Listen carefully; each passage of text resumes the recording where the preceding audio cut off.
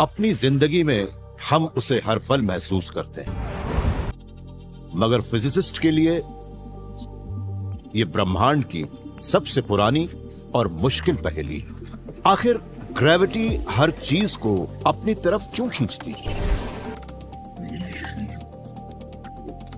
अब एक बिल्कुल नई थियरी इस सवाल के जवाब के काफी करीब पहुंच चुकी है।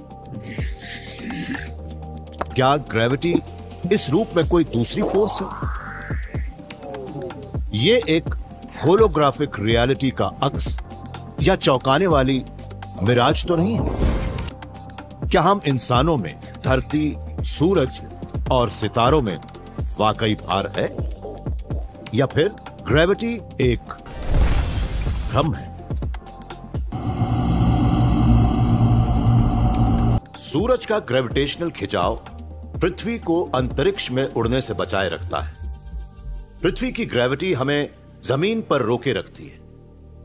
देखने में तो सारी बातें सही लगती है, मगर साइंटिस्ट अब ब्रह्मांड में और अंदर तक झांकने लगे हैं और उन्हें पता लग रहा है कि ग्रेविटी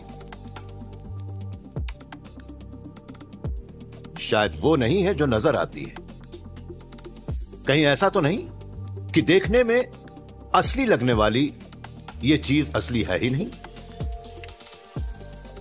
हमारे बचपन, लड़कपन के दौरान कुछ दिन ऐसे भी होते थे जब हमारे पास कोई काम ही नहीं होता था। तब हम अक्सर कुछ ऐसे खेल खेलते थे जैसे कि पत्थरों से निशानेबाजी करना। ग्रेविटी हमेशा काम करती थी। मैं जो भी चीज गिराता था हमेशा उसके नीचे गिरने की ही उम्मीद करता था।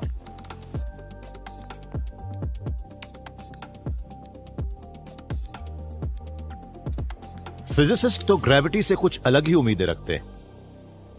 वो मानते हैं कि वो एक फंडामेंटल फोर्स है, ब्रह्मांड की मशीनरी का एक अहम पुर्जा है। मगर एक्सपेरिमेंटलिस्ट नरगिस मालवैलवाला इस बात से इत्तेफाक नहीं रखती। अगर ग्रेविटी सचमुच एक फंडामेंटल फोर्स है तो ब्रह्मांड में हम चाहे जहां भी देखें वहां मास वाली हर चीज को एक ही तरह से इंटरैक्ट करना चाहिए। आइजैक न्यूटन ने हमें बताया कि मास वाली हर चीज हर उस चीज को अपनी ओर खींचती है जिसमें मास होता है। उनका मास जितना ज्यादा होगा वो एक दूसरे के उतने ही करीब होती हैं और ग्रेविटेशनल अट्रैक्शन भी उतना ही ज्यादा होता है। करीब 200 साल बाद एल्बर्ट आइंस्टाइन ने हमें बताया कि ऐसा क्यों होता है। उन्होंने कहा कि स्पेस और टाइम उस फैब्रिक में आपस में जुड़े होते हैं जिसे स्पेस टाइम कहते हैं। आइंस्टाइन मानते थे कि स्पेस टाइम मुड़ सकता है और उससे होने वाला डिस्टॉर्शन ही ग्रेविटी है। मास वाली जो चीजें एक दूसरे की ओर खींचती हैं वो असल में स्पेस टाइम के उसी आर्क पर चलती हैं। तो आइंस्टाइन के मुताबिक मास ही स्पेस टाइम से कहता है कि उसे किस तरह से मुड़ना है, और फिर स्पेस टाइम का आर्क भी मास से कहता है कि उसे किस तरह बढ़ना है। आइंस्टाइन ने यह भी कहा था कि जब मास वाली चीजें आगे बढ़ती हैं तब वो स्पेस टाइम के फैब्रिक में छोटी छोटी ग्रेविटेशनल रिपल बनाती है।